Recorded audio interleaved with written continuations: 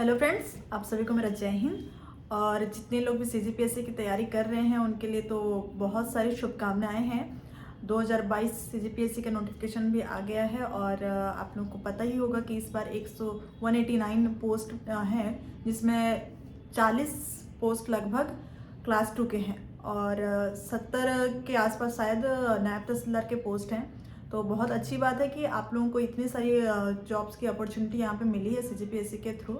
और जो लोग भी तैयारी कर रहे होंगे उनकी तैयारी अब तो जोर शोर से होनी स्टार्ट हो गई होगी। और कई लोग दुखी हैं कि डीएसपी के पोस्ट नहीं निकले हैं, बट इसमें दुखी होने वाली कोई बात नहीं है। आपको यहाँ पे डिप्टी कलेक्टर के पोस्ट का ऑप्शन है, तो आप उसके लिए तैयारी करें। और जितने लोग भी तैयारी कर रहे हैं मैं उनके लिए यही कहना चाहूँगी कि जो लोग पहले से तैयारी कर रहे हैं, यानी कि कई लोग ऐसे होते हैं जो मेंस की भी अभी तैयारी कर रहे होंगे, तो अभी आप मेंस की तैयारी को तो थोड़ी देर के लिए क्विट करना पड़ेगा आप लोगों को। और जितना फोकस है वो सारा आप प्रीलिम्स में ही लगाएं, क्योंकि अगर आप प्रीलिम्स की तैयारी करेंगे तो उसका आपके मेंस का लगभग 60% तो इसमें तैयारी हो ही जाना है। तो आप मान सकते हो कि मेंस की तैयारी भी साथ साथ ही हो रही है। और चूंकि प्रीलिम्स पहली सीढ़ी है, तो पहली सीढ़ी पार करने के बाद ही आप अगली सीढ़ी तक पहुंच सकते हैं। तो इसलिए अपना पूरा ध्यान जो है उसको प्रीलिम्स पे लगाएं और प्रीलिम्स निकालने पे ही फोकस करें। और प्रीलिम्स का सबसे बेस्ट ऑप्शन यही है कि जितने भी चीज़ें आप पढ़ते जा रहे हैं उसके ऑब्जेक्टिव क्वेश्चन जरूर सॉल्व करें, क्योंकि जो भी आपका पेपर है वो ऑब्जेक्टिव मोड में आना है। और किसी भी एग्ज़ाम को दें तो हमें उस एग्ज़ाम के बारे में अच्छे से जानना चाहिए। इसलिए एग्ज़ाम को जानने का सबसे बढ़िया तरीका जो है वो है प्रीवियस ईयर के क्वेश्चन पेपर देखना। तो कम से कम 5 साल के क्वेश्चन पेपर तो आप ज़रूर देखें, और 5 साल में देखें कि उसमें किस टाइप के क्वेश्चन आ रहे हैं। सीजीपीएससी हर बार थोड़ा सा अपने पैटर्न चेंज करते आ रहा है, तो आपको उसी हिसाब से अपने आप को ढालना है। तो आप जब क्वेश्चन पेपर पढ़ने लगेंगे तो आपको अपने आप समझ में आ जाएगा कि आपको कहाँ पे अपने बेस को स्ट्रॉन्ग बनाना है। और नोट्स भी ज़रूर बनाना है। और चूँकि प्रीलिम्स में हम लोगों को डाटा जो है और फैक्ट्स बहुत याद करना पड़ता है, तो उसके लिए सबसे बेस्ट ऑप्शन रहता है कि हम जो भी चीज़ें कर रहे हैं उसको पिक्टोरियल या फिर ग्राफिकल या मैप के थ्रू पढ़ें। तो मैप में जब आप मैपिंग करते हैं, चीज़ों को डालते हैं, तो बहुत अच्छा से बन जाता है। फ्लो चार्ट बना के पढ़ेंगे तो उसमें और अच्छे से याद होता है। पर जब भी बनाएं तो हम लोग जनरली मैपिंग करते हैं, तो मैपिंग के साथ साथ उसका डेटा का जो लिस्टिंग है वो भी ज़रूर करें, क्योंकि मैप में हमसे कई सारी चीज़ें अगर मिस हो गई तो फिर हमारा मेन डाटा उसमें लॉस हो सकता है। इसलिए एक साइड लिस्टिंग और एक साइड मैपिंग, इस टाइप से आप अपना तैयारी कर सकते हैं।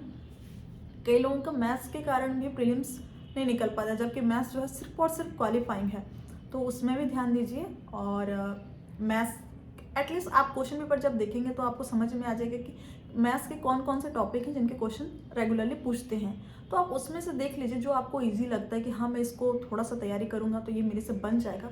उन टॉपिक्स को जरूर कवर कर लें और कुछ ही दिनों में आप मैथ्स में उसमें उस टॉपिक के मैक्सिमम क्वेश्चन बना लें। और साथ ही रीजनिंग में भी आप देखेंगे तो एक टॉपिक आपको समझ में आ जाएगा कि रीजनिंग अगर पूछ रहा है तो रीजनिंग में कौन कौन से टॉपिक को ज़्यादा पूछ रहा है। तो ऐसे में आप रीजनिंग के टॉपिक्स का भी तैयारी कर सकते हैं।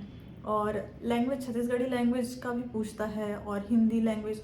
तो इसको ऐसा नहीं है कि आप लैंग्वेज एक दिन में पढ़े और सारा आपको याद हो जाएगा, क्योंकि जब हम लोग एक भाषा भी बोलना सीखते हैं तो उसको हम लोगों को यूज टू होने में ही काफ़ी टाइम लगता है।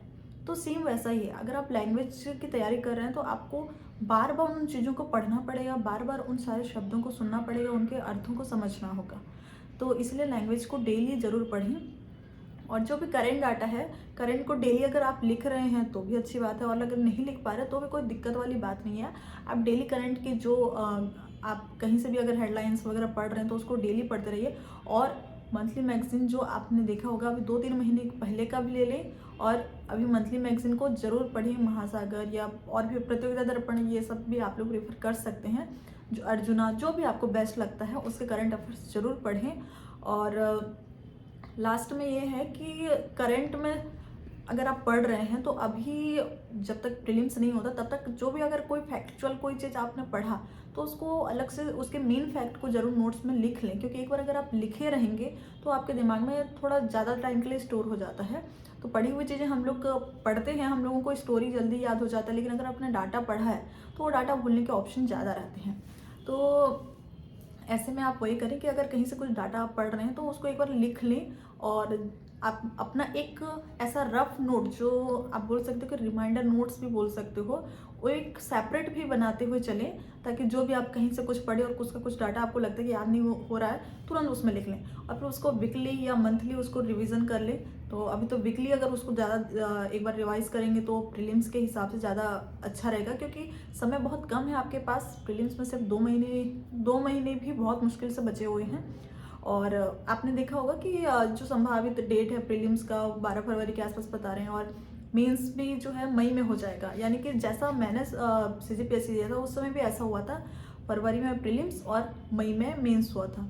तो प्रीलिम्स और मेंस के बीच में टाइम बहुत कम था, तो मुझे टेंशन भी होता था कि अगर मैंने प्रीलिम्स निकाल लिया तो मैं मेंस की कैसे तैयारी करूँगी। पर उतना टेंशन नहीं लेना चाहिए, आप सिर्फ और सिर्फ प्रीलिम्स पे फोकस करिए। प्रीलिम्स निकल जाएगा तो आपका मेंस का बहुत सारा उसी में हो जाएगा, और फिर मेंस के लिए भी जो भी चीज़ें जरूरी होगी आप आराम से उस समय तैयारी कर सकते हैं और हो जाएगी, सारी चीज़ें हो जाएंगी। बस कॉन्फिडेंस बना के रखना है और अच्छे से आपको तैयारी करना है। ऑब्जेक्टिव डेली जरूर बनाएं और ग्रुप स्टडी करें तो और भी अच्छा रहता है। अगर किसी ग्रुप स्टडी अगर नहीं भी कर पा रहे हैं तो एटलीस्ट अपने कोई एक से फ्रेंड्स बनाए रहें जिनसे आप जो भी चीज़ें पढ़ते हो उसको डिस्कस कर सकें। एक बार आप डिस्कस करने लगेंगे तो आपको खुद लगेगा कि हाँ आपने पढ़ा था तो वो चीज़ें आपके दिमाग में बैठ रही हैं या आपको चीज़ें याद हो रही हैं। बाकी मेरी शुभकामनाएं आप लोगों के साथ हैं। मैं आप रायपुर में पोस्टेड हूँ, तो मैं तो देखती हूँ कि बिलासपुर और रायपुर में मैक्सिमम CGPSC की तैयारी करने वाले यहीं आके कोचिंग करते रहते हैं। तो अगर आप लोगों को कोई डाउट हो तो भी आप पर्सनली भी मिलके मुझसे सजेशंस ले सकते हैं। अभी रायपुर IUCW में मेरी पोस्टिंग है और आप सभी को बहुत सारी शुभकामनाएं। All the best. जय हिंद, जय भारत।